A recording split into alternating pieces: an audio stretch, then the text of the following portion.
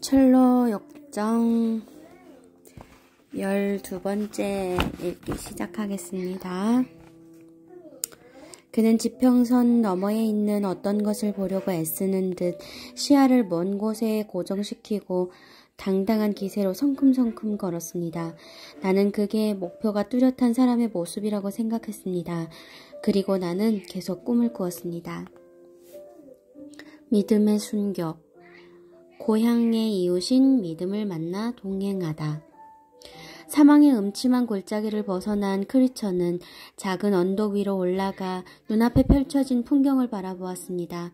그때 어떤 남자가 저 앞에서 부지런히 달려가고 있는 게 보였습니다. 이봐요! 크리처는 두 손을 모아 입에 대고 소리쳤습니다.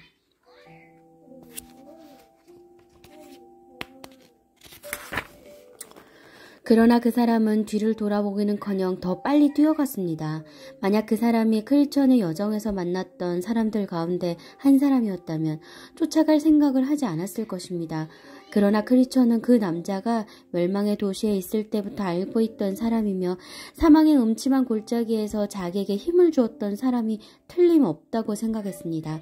그래서 크리처는 칼집이 덜렁거리지 않도록 단단히 허벅지에 고정시킨 다음 재빨리 내달리기 시작했습니다. 전신 갑주를 입고 달리다 보니 금세 허리가 아팠지만 그는 계속 달렸습니다. 얼마 후 앞에서 달리던 남자가 속도를 늦추었습니다. 그 남자는 골짜기의 두려움에서 벗어나려고 빨리 달렸던 모양입니다. 이제 마귀의 사정거리에서 완전히 벗어났다는 것을 알게 되자 두려움으로 가득했던 에너지가 서서히 빠져나가 발걸음을 늦추었던 것입니다. 그래서 크리처와 그 사람의 거리가 곧 좁혀졌습니다. 크리처는 앞에 있는 그 남자가 고향의 이웃인 믿음이라는 것을 알았습니다. 크리처는 갑자기 우쭐한 마음이 들었습니다. 그래서 헐떡이는 숨소리를 들키지 않으려고 가쁜 숨을 꾹 참고 그 남자를 추월했습니다. 하지만 몇 발짝 못 가 가쁜 숨을 내쉬기도 전에 작은 돌부리에 걸려 그만 벌러덩 자빠지고 말았습니다. 크리처? 믿음이 물었습니다. 크리처는 창피해서 아무 말도 하지 않고 고개만 끄덕였습니다. 다치지 않았어? 믿음이 손을 내밀며 물었습니다. 고향 친구와 재회하는 방법치고는 썩 좋은 방법은 아니네요. 크리처니 믿음의 손을 잡으며 말했습니다.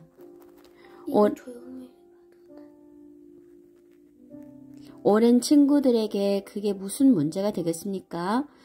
믿음이 환하게 웃으며 말했습니다. 사실 당신을 줄곧 찾고 있었습니다. 저를요? 네, 당신이 멸망의 도시를 떠난 직후 저도 당신 뒤를 따랐습니다. 당신이 떠났을 때 처음에는 모든 사람들이 비웃었지만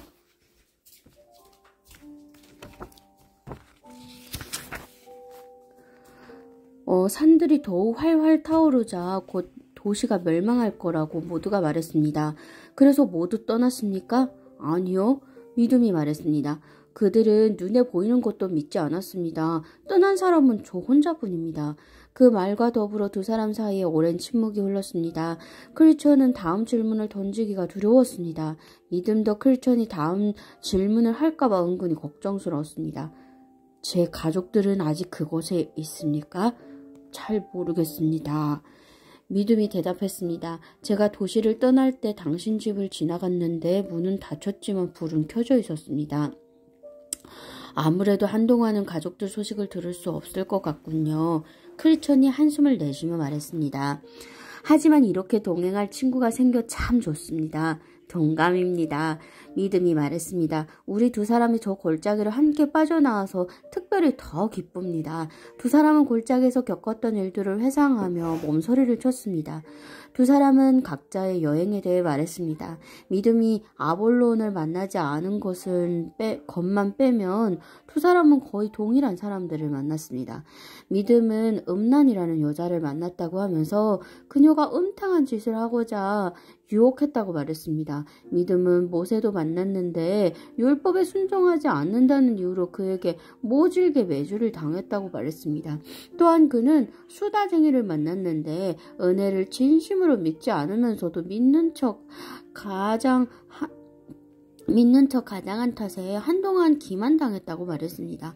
겸손의 계곡에서 만난 수치로부터는 설득을 당해 거의 돌아갈 뻔도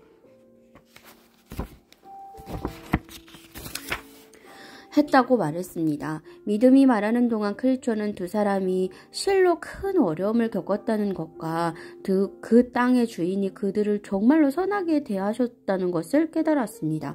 그들이 돌아가는 게 좋겠다고 생각한 게 한두 번이었습니까? 그러나 그런 생각을 할 때마다 그 땅의 주인께서 은혜를 베푸셔서 그들을 구원했습니다. 그러니 친구여, 우리의 길을 계속 갑시다. 크리처는 믿음의 어깨에 손을 얹고 말했습니다. 믿음이 부드럽게 미소를 지었습니다. 두 사람은 계속 앞으로 나아갔습니다.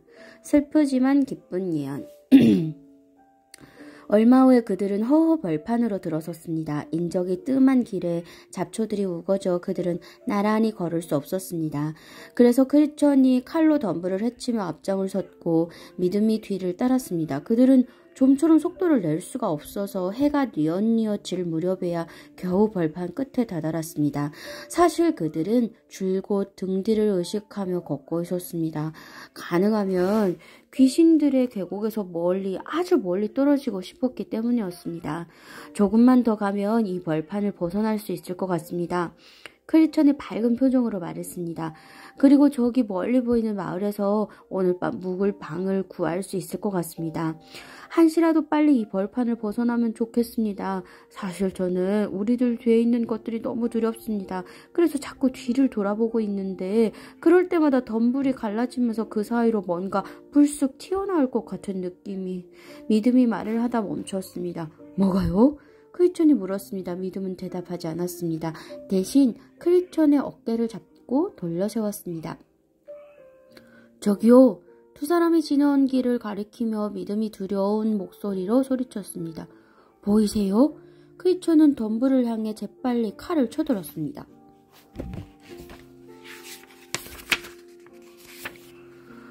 오늘 무척이나 고단한 하루를 보냈고 어젯밤에는 잠도 자지 못해 몹시 피곤했습니다. 그래서 생각했습니다. 제발 아볼론이 아니기를. 옛 친구를 이런 식으로 대접하기요? 덤불 사이에서 목소리가 들렸습니다. 크리처는 누구의 목소리인지 금세 알아차렸습니다. 크리처는 환하게 웃으며 검을 칼집에 꽂았습니다. 휴, 복음 전도자님? 크리처는 안도의 숨을 내쉬며 말했습니다. 복음 전도자가 경쾌한 걸음으로 이쪽으로 다가왔습니다. 무성한 덤불이 발에 걸리지 않는 것 같았습니다. 그가 두 팔을 벌리자 크리처는 달려갔습니다. 다시 뵙게 되어 반갑습니다. 크리처는 반갑게 인사를 했습니다. 사랑하는 친구여, 평안하셨습니까? 복음 전도자가 크리처에게 화답하고 믿음에게도 인사했습니다. 당신도 평안하셨습니까? 이렇게 동행하게 되어 기쁩니다. 믿음이 말했습니다.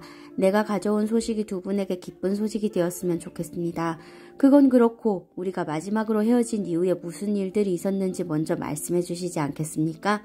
크리처와 믿음은 그동안에 정말 많은 일들을 겪었던지라 어디서부터 시작해야 좋을지 몰라 싱긋 웃었습니다. 십자가가 있는 언덕부터 시작하면 좋을 것 같군요. 복음 전도자가 제안했습니다. 그래서 그들은 거기서부터 시작해 그간의 일들을 하나도 빼놓지 않고 다 말했습니다. 그래서 그동안의 고된 시련을 지나 천성으로 향하는 길에 있는 저 근사한 마을을 바라보면서 지금 이 자리에 오게 된 것입니다. 크리처니 결론을 맺었습니다. 두 분 앞에 있는 저 마을이 천성으로 가는 길에 있다는 것은 명백한 사실입니다. 복음 전도자가 깊이 한숨을 쉬며 말했습니다. 크리처의 눈에 복음 전도자의 모습이 슬퍼 보였습니다.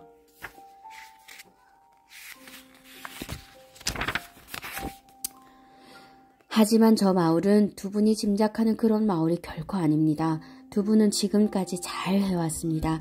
앞에 있는 면류관을 바라보고 힘차게 달려왔습니다. 그러나 아직 경주는 끝나지 않았습니다. 누가 뭐라고 하든지 경주가 끝난 게 아니란 것만은 절대 잊지 마십시오. 뒤에 있는 고난이 저들의 다름질을 해방하지 못했듯이 앞에 있는 고난도 저들의 앞길을 막지 못할 것입니다. 믿음이 말했습니다. 부디 그렇게 되기를 소망합니다. 복음 전도자가 고개를 끄덕이며 대답했습니다. 두 분 앞에 있는 마을은 허영의 시장이라고 합니다. 그곳은 가까이서 볼 때보다 멀리서 볼 때 더 멋지게 보이는 그림처럼 언뜻